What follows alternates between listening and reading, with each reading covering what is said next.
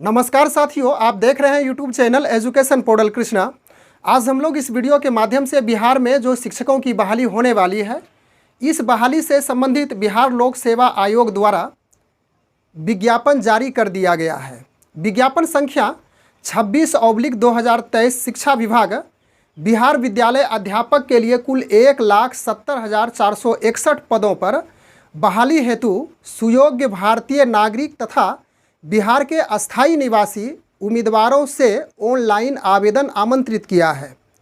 इस विज्ञापन में क्या महत्वपूर्ण बातें बताई गई है प्राथमिक विद्यालय के शिक्षक के लिए, माध्यमिक विद्यालय के लिए और इसके साथ साथ उच्च माध्यमिक विद्यालय के शिक्षक के लिए डिटेल रूप से हम लोग जानकारी प्राप्त करेंगे, लेकिन संक्षिप्त रूप से ही इसकी जानकारी प्राप्त करेंगे जो हमें यानी कि जो हम लोगों के लिए आवश्यक है।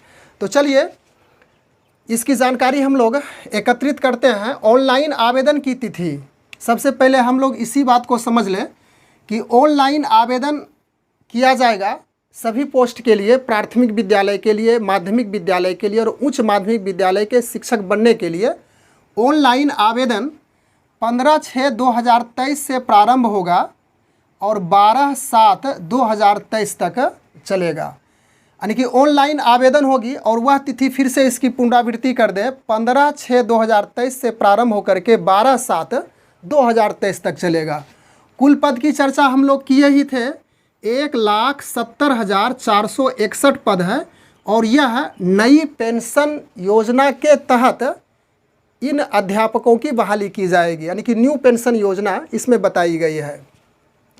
अब हम लोग तीनों का अलग अलग हर चीज़ इसमें समझने का प्रयास करेंगे। प्राथमिक विद्यालय यानी कि 1 to 5 यह मूल कोटि का शिक्षक होता है। उसके बाद माध्यमिक विद्यालय 9 to 8 यानी कि जो मैट्रिक स्तर के शिक्षक होते हैं वह माध्यमिक विद्यालय के कहलाते हैं और उच्च माध्यमिक यानी कि 10+2 11 से 12वीं तक के लिए यह है। तो प्राथमिक विद्यालय में कुल पद 79,943 है। 79,943 पद है प्राथमिक विद्यालय के लिए और इसका वेतन की जो बात कही गई है 25,000 रुपये प्रति महीना और इसके साथ साथ जो अन्य प्रकार के भत्ते हैं वह ऐड हो करके इसका वेतन मिला जुला करके एक सम्मानजनक बताया गया है। यह प्राथमिक विद्यालय के शिक्षक 1 to 5 के होते हैं। यह मूल कोटि का शिक्षक कहलाता है जिसमें सामान्य शिक्षक, उसके बाद उर्दू शिक्षक और बांग्ला शिक्षक की बहाली की जाती है। यदि इसकी अर्हता की बात की जाए, यानी अर्हता क्या होनी चाहिए इस 1 to 5 के अध्यापक बनने के लिए, तो समान अर्हता की बात करें तो भारत का नागरिक हो और बिहार का अस्थायी निवासी होना चाहिए। इसका कहने का अर्थ हो गया कि बिहार से यदि अन्य प्रदेश के कोई ऐसे निवासी हैं, कोई ऐसे लोग हैं तो वह इसमें भरने के लिए एबल नहीं हो पाएंगे, यानी पात्र नहीं हो पाएंगे। स्पष्ट रूप से कहा गया है कि जिसका बिहार का अस्थायी निवासी हो, यानी कि वह कैंडिडेट जो बिहार के अस्थायी निवासी हैं, यानी जिसका आवासीय प्रमाण पत्र बन रहा है बिहार में, वही इसमें पात्र हैं। तो यह कंडीशन तीनों में लागू होगा। और उसके बाद स्पेशल जो 1 to 5 के लिए सामान्य अर्हताएँ हैं, इसके बाद जो स्पेशल अर्हताएँ हैं इसकी बात कर लें तो समान अर्हताएँ में हम लोग देखे थे कि भारत का नागरिक हो और बिहार का अस्थायी निवासी होना चाहिए।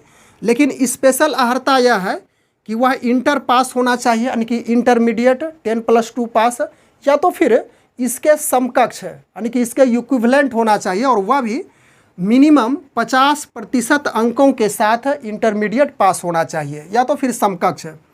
उसके बाद दूसरा अर्हता में है कि द्विवर्षीय डिप्लोमा DLED 2 वर्ष का कोई भी इस नाम से जाना जाता हो, प्राथमिक जो प्रशैक्षणिक योग्यता होती है इस रूप में, तो 2 वर्षीय डिप्लोमा कोर्स होना चाहिए। और इसके साथ साथ या तो फिर बताया गया है कि यदि आप स्नातक किए हुए हैं और इसके साथ साथ BEd किए हुए हैं तो भी आप एबल हैं, तो पर भी आप पात्र हैं।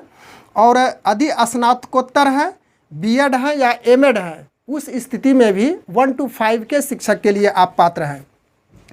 एक आवश्यक बात इसमें है कि यदि आप इंटरमीडिएट हैं, 2 वर्षीय डिप्लोमा DLED किए हुए हैं, इसके साथ साथ CTET BTET पेपर 1 में यदि आप क्वालिफाई हैं तो आप एबल हैं। लेकिन इसके साथ साथ यदि आप स्नातक किए हुए हैं, उसके बाद स्नातकोत्तर है, यानी कि स्नातक करने के बाद जो प्रशैक्षणिक योग्यता बीएड होती है वह भी किए हुए हैं, तो आप 1 to 5 के शिक्षक बन सकते हैं।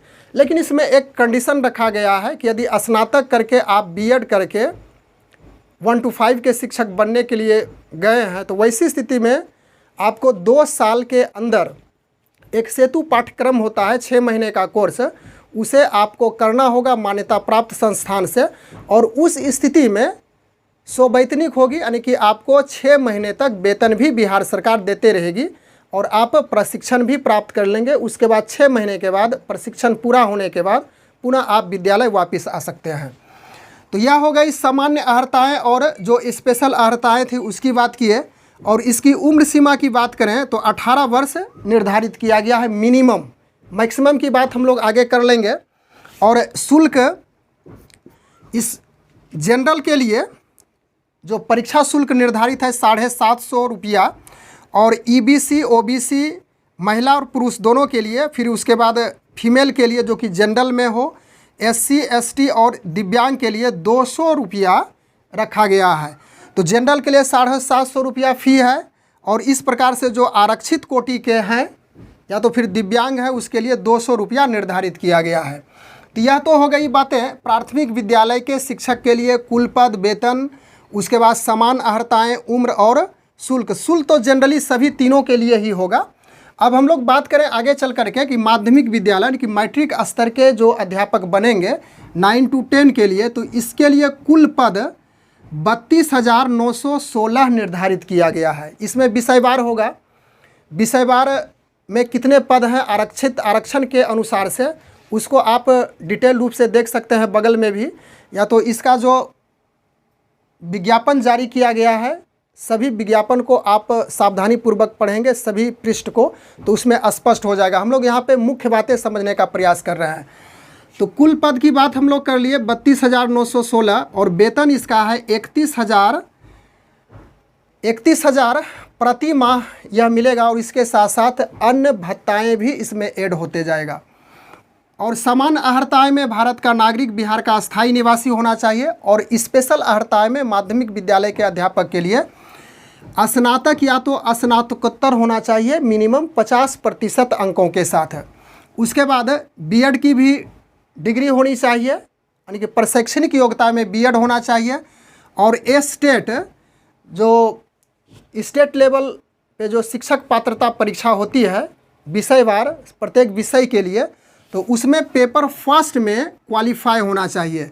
और SC ST EBC OBC pH के लिए, दिव्यांग के लिए यह जो 50% स्नातक में मिनिमम मार्क्स की बात कही गई थी, मिनिमम नंबर की बात कही गई थी, तो अनुसूचित जाति, अनुसूचित जनजाति, पिछड़ा वर्ग, अत्यंत पिछड़ा वर्ग और दिव्यांग कैटेगरी के लिए 5% यानी कि 45% पर भी वह एबल हो सकते हैं। उसके बाद इसके उम्र की बात की जाए माध्यमिक विद्यालय के अध्यापक बनने के लिए, तो मिनिमम 21 वर्ष उम्र होनी चाहिए। अब इसी प्रकार से है उच्च माध्यमिक यानी कि 10+2 के अध्यापक के लिए यानी 11 से 12 के लिए कुल पद निर्धारित है 57,602, और वेतन इसका निर्धारित है 32,000 रुपया पर माह, और इसके साथ साथ अन्य भत्ताएँ यानी कि अन्य सुविधाएँ भी उसमें ऐड होकर के होते जाएगा। उसके बाद समान अर्हता में भारत का नागरिक होना चाहिए और बिहार का अस्थायी निवासी। तो यह तो तीनों में लागू हो गया समान अर्हताएँ, प्राथमिक में भी, माध्यमिक में भी और उच्च माध्यमिक में भी, कि वह भारत का नागरिक हो और बिहार का अस्थायी निवासी यानी परमानेंट निवासी होना चाहिए। उसके बाद इसका स्पेशल अर्हता में स्नातकोत्तर होना चाहिए मिनिमम 50% अंकों के साथ, और इसके बाद आप प्रशैक्षणिक योग्यता में बीएड किए हुए हैं तो पात्र हैं। और स्टेट में जो स्टेट लेवल की शिक्षक पात्रता परीक्षा होती है, तो उसमें पेपर सेकंड, स्टेट में पेपर 1 और पेपर 2 में होती है परीक्षा, तो इसमें 10+2 के शिक्षक बनने के लिए पेपर सेकंड में क्वालिफाई होना चाहिए। और उसी प्रकार से SC ST OBC EBC pH के लिए 5% का छूट निर्धारित किया गया है। कहाँ पे? यहाँ पे जो स्नातकोत्तर 50% रखा गया है। तो यदि इस कैटेगरी से आप हैं तो 45% आपका यदि स्नातकोत्तर में मार्क्स है तो आप एबल हैं, यानी कि पात्र हैं। उम्र उसी प्रकार से है, 21 वर्ष का न्यूनतम इसमें भी उम्र रखा गया है। तो हम लोग उम्र में देखे थे कि 1 to 5 के लिए 18 वर्ष मिनिमम, यानी कि कम से कम होना चाहिए। माध्यमिक के लिए 21 वर्ष न्यूनतम, और उसी प्रकार से उच्च माध्यमिक के लिए 21 वर्ष होना चाहिए। लेकिन अधिकतम उम्र के लिए जनरल मेल के लिए 37 वर्ष, यानी कि 37 वर्ष यदि अधिकतम आपका सामान्य कोटि से हैं तो वहाँ तक एबल है, यानी कि पात्र हैं। ओबीसी ईबीसी जनरल के लिए मैक्सिमम 40 निर्धारित है, 40 वर्ष। और उसके बाद एससी एसटी मेल फीमेल दोनों के लिए यह मैक्सिमम 42 वर्ष निर्धारित किया गया है।